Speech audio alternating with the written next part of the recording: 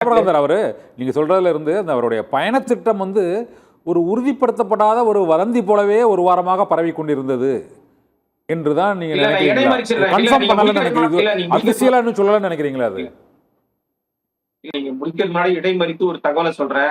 இந்த தாவேக அரசாங்கத்துக்கு ஆட்சிக்கு வருவதற்கு முன்பாகவும் வெறும் தகவல் மட்டும்தான், ஆட்சிக்கு வந்த பிறகு தகவல் மட்டும்தான். அதிகாரப்பூர்வமாக யாரும் எதையும் சொல்வதில்லை.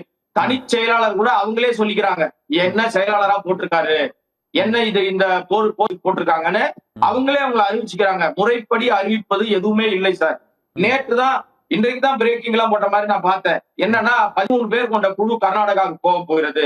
அதுல இந்த அமைச்சர் போறார், அந்த அமைச்சர் போறார். அடுத்த 1 ஹவர்ல டி.கே. சிவகுமார் இந்த ஒத்திவைக்க வேண்டும், பதட்டமான சூழ்நிலை இருக்கிறது, நல்ல அடிப்படையில் இவர் வராமல் இருப்பது நல்லது அப்படிங்கிற மாதிரி பேசிட்டாரு.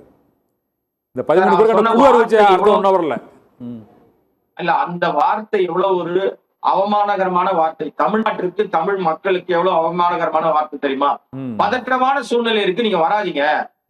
எந்த மாநில முதல்வரும் என் மாநிலத்துக்கு வாங்கன்னு தான் நம்மளை கூப்பிடணும்.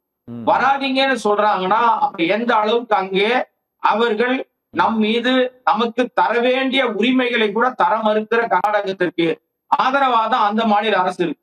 நம்ம பெற்று அதை நம்முடைய விவசாயிகளுக்கு தர வேண்டிய இடத்துல இருக்கிற அரசாங்கம் அதற்கான சட்ட ரீதியான எந்த முயற்சி எடுத்தா? கர்நாடகாவுடைய அந்த மேலாண்மை குழுக்கு அங்க போய் வந்து ஒரு விஷயம் கொடுக்குறாங்க, பரிந்துரை கொடுக்குறாங்க மேகதாது அணை கட்டுவதற்கு. அது இதுவரைக்கும் நாம என்ன எதிர்ப்பு தெரிவிச்சிருக்கோம் சட்ட ரீதியா? வாயில இங்க பேசுற அமைச்சர்கள் பேசுறதும் நம்ப முடியாது. ஏன்னா எந்த அமைச்சர் எந்த துறை அமைச்சர்னு நமக்கு தெரிய மாட்டேது. எல்லாரும் எல்லாத்த பத்தியும் பேசுறாங்க, ஆனா பேச வேண்டிய முதலமைச்சர் இதுவரைக்கும் வாய் திறக்கல. எவ்வளவு சீரியஸான இஷ்யூவா போயிட்டு இருக்கு. முதலமைச்சரா கர்நாடக முதலமைச்சர் நீங்க வராதீங்கன்றாரு.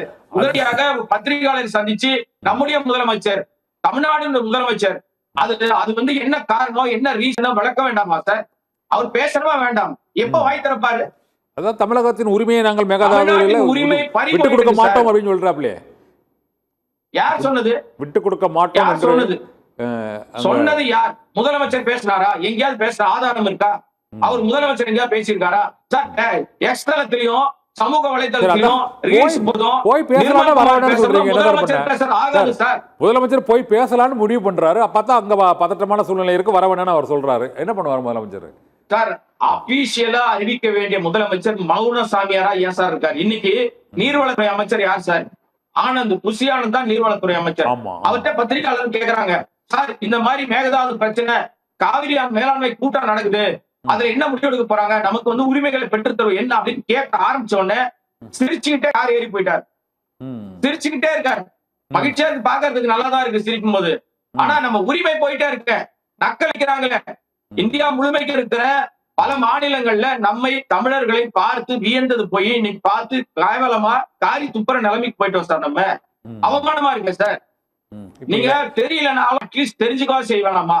உங்களுக்கு அதிகாரிகள் இருக்காங்க. இது பண்ணாலும் நிறைய அந்த காவிரி பிரச்சனையில நடுவர் மன்றங்கள், நதிநீர் மேலாண்மை ஆணையம், இது தவிர ஒழுங்காற்று குழு என பல ஆணையங்கள் அமைக்கப்பட்டது. இப்போது கூட அந்த 13.5 TMC தண்ணீர் 15 நாளுக்கு நீங்கள் வந்து விடணும், தண்ணியை வந்து விடணும் அப்படின்னு காவிரி நதிநீர் மேலாண்மை ஆணையமும் உத்தரவிட்டது. ஒரு குறிப்பிட்ட அளவு தண்ணீரை விடணும்.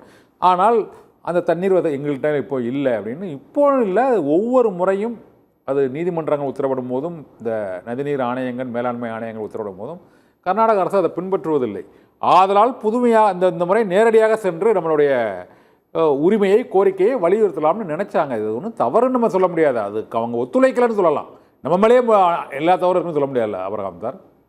சார் தவறு இல்லைன்னே நான் பேச வரல சார். நான் பேச வந்த ஒரே விஷயம், உங்களுடைய கூட்டணி கட்சிகளாக இருக்கிற உங்களுக்கு ஆட்சிக்கு இப்ப வந்து துணை நின்று கொண்டிருக்கிற பல கட்சிகள் இன்னைக்கு என்ன சொல்றாங்க சார்? சிம்பிளா தண்ணீர் தர வேண்டிய கர்நாடகம், உச்சநீதிமன்ற தீர்ப்பை மதிக்காத கர்நாடகம், மேலாண்மை வாரியத்துடைய தீர்ப்பை மதிக்காத கர்நாடக அரசு, அங்க இருக்கிற அனைத்து கட்சி கூட்டத்தை கூட்டி மீட்டிங் போடுறாரு அங்குள்ள முதலமைச்சர். இங்க தாவேக அரசாங்கம் அமைய பிறகு எவ்வளவு பிரச்சனைகள் இருக்கு. அனைத்து கட்சி கூட்டத்தை போட்டு அனைவரும் ஒன்றிணைந்து மாநிலத்திற்காக எல்லாரும் ஒன்னா வாங்கன்னு சொல்வதற்கு கூட, அழைப்பிடுவதற்கு கூட அது ஆளுங்கட்சி கூப்பிடணுமா எதிர்கட்சி கூப்பிடணுமா? இன்னும் எவ்வளவு காலத்துக்கு பழிவாங்கிற உணர்ச்சியோட எதிர்கட்சிகள் மேல வேண்டாங்கிறீங்க? கர்நாடகத்துக்கு போனா எந்த கட்சியாவது ஆதரிச்சுதா? திமுகவும் போக வேண்டாம்னு சொல்றது, அதிமுகவும் போக வேண்டாம்னு சொல்றாங்க. இருக்கிற கூட்டணி கட்சிகளும் கர்நாடக மாநிலத்துக்கு நீங்க போக வேண்டாம்னு சொல்றாங்க. திரும்ப அவங்க அனைத்து கட்சி கூட்டத்தை நீங்க கூட்டவா நாங்க கூட்டவா அப்படிங்கிறாங்க. இப்போ இனிமேல் தான் அடுத்த கட்ட நடவடிக்கை தொடர்பாக எடுப்பார். அவர் முதல்ல கர்நாடகாவில் போய் ஒரு நேரடியாக பேசி இவ்வளவு நாள் கலந்துரையாடி என்ன ஒரு உரிமை பண்ணாரு? பெறலாம்னு நினைச்சாரு. ஒருத்தருமே அதுக்கு ஆதரவு தெரிவிக்கலையே எங்க. செய்வதெல்லாம் தவறாக செய்யும் போது அட்லீஸ்ட் அனுபவசாலிகளே இப்ப நீங்க வந்து சார் திமுக எதிர்கட்சி எதிரி கட்சின்னு கூட வச்சீங்களேன். சண்முகம் உங்க இல்ல, இது ஆட்சிக்கு முன்னால support நிறைய ஆ முதலமைச்சர் இருக்காரு. போயிருக்காங்க. ஆபரகம் சார் எல்லா முதலமைச்சருமே இல்ல கருணாநிதியில இருந்து எம்ஜிஆர்ல இருந்து ஜெயலலிதா வரை போய் பேச்சுவார்த்தை நடத்திருக்காங்க. இவர் போவது மட்டும் போகணும்னு ஏன் சொல்றீங்க? நான் அதுக்குள்ளே வரல. இப்ப மத்த நான் இன்னொரு முதலமைச்சர் கேள்வி சொல்லிருக்கீங்களா கேட்கிறேன். இதுக்கு முன்னால யாராவது? இல்ல சார், இன்னொரு திமுக கேள்வி அதிமுக கேட்கிறேன் முதலமைச்சர்கள் சார். போயிருக்கிறாங்க, நேரில் போய் பேசியிருக்கிறாங்க. விஜய் போகும்போது அதான் மட்டும் நீங்க போக கூடாது, ரீல்ஸ் எடுக்க போலாம், தமிழகத்தோட ட்ரை பண்ணலாம். மரியாதை போயிரும் அப்படின்னு சொல்றீங்க. அது எப்படி என்ன நியாயம்? அப்படிதான் கேட்கறேன்.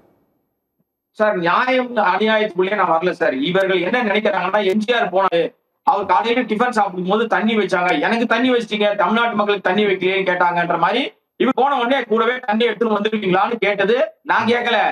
கேட்டது அவர் கட்சிக்கு இப்போ ஆதரவு அளித்துக் கொண்டிருக்கிற, ஆட்சி நிலைப்பதற்கு ஆதரவு அளித்துக் கொண்டிருக்கிற சண்முகம் கேட்கிறாரு. நீங்க போன உடனே தண்ணியை கையோட கூட்டு வந்துருவீங்களா? என்ன பண்ணீங்க இவ்வளவு நாளா? அங்க போய் என்ன நடக்க போகுது? அவங்கதான் எந்த உத்தரவு மதிக்கலையே, சட்ட ரீதியா போராடுவோம், அனைத்து கட்சி கூட்டுங்க, இங்க பேசுங்க, நம்ம உரிமைகளை நம்மளே முடிவெடுப்போம், அங்க போய் எங்க நீங்க ஒண்ணுமே செய்ய முடியாதுன்ற சார். இப்ப போனா நடக்கிறதா இருந்தா போலாம் சார். போயிட்டு வர்றதுனால ரீல்ஸ் எடுக்கிறதுனாலயோ பெரிய லெவல்ல போயிட்டார் பத்தியா போன உடனே நடந்துருச்சு ஒண்ணுமே நடக்க போறது இல்ல. ஏன்னா அவர்கள் உச்சநீதிமன்ற தீர்ப்பையே மதிக்கிறாங்க. அந்த மேலாண்மை வாரியத்தினுடைய தீர்ப்பையே மதிக்க. இப்ப நீங்க வந்து தண்ணி திறந்து விடுங்கன்னு சொல்லி 4 நாட்களுக்கு ஆயிடுச்சு. இதுவரை எங்ககிட்ட தண்ணி இல்ல, திறக்கலாம். இதுக்குதான் ஹெலிகாப்டர் வச்சு நாங்க சுத்தாட்டுறோம். கர்நாடக நீர்பிடி பகுதி. ஏன்னா இப்ப இன்னொரு விஷயம், அங்க வந்து கடந்த 2 தினங்களாக மழை பெஞ்சுக்கிட்டு இருக்காங்க. தண்ணி வரத்து வந்துகிட்டு இருக்கு. எப்படி இருந்தாலும் ஆட்டோமேட்டிக்கா ஒரு கட்டத்துக்கு மேல தண்ணி திறந்து கட்டாயத்துக்கு கர்நாடகா வந்துடும். இதையெல்லாம் மனதில் வைத்து நம்ம போன உடனே தண்ணி வந்துருச்சுன்னு சொல்வதற்கு கூட ட்ரை பண்ணிருப்பாங்க, எனக்கு தெரியல. ஆனாலும் இன்றைக்கு வர வேண்டாம் என்று சொன்ன விஷயத்துல நம்முடைய உரிமையை மட்டும் இல்ல, நம்முடைய மரியாதையும் அவமதிக்கிறது கர்நாடகா அரசு. அங்க அவன் என்ன சொன்ன, தண்ணி வேணாம்னு சொல்லிட்டு நீ வந்து கர்நாடகாவுள்ள கால் வைங்கன்னு அந்த வாட்டா நாகராஜன் ஒருத்தர் சொல்றாரு. அவர் வந்து அரசியல் அமைப்பு நடத்துறாரா, ரவுடி கூட்டம் வச்சிருக்காரான்னு தெரியல. தமிழர்கள் என்றால் எட்டிக்காயாக பார்ப்பதே அவருடைய வேலையா போச்சு. கடந்த 2 தினங்களுக்கு முன்னாடி ஓசூர்ல பஸ் நிறுத்திட்டாங்க. கர்நாடகா எல்லையிலேயே பஸ் நின்னு போச்சு. எல்லாரும் நடந்து போறாங்க.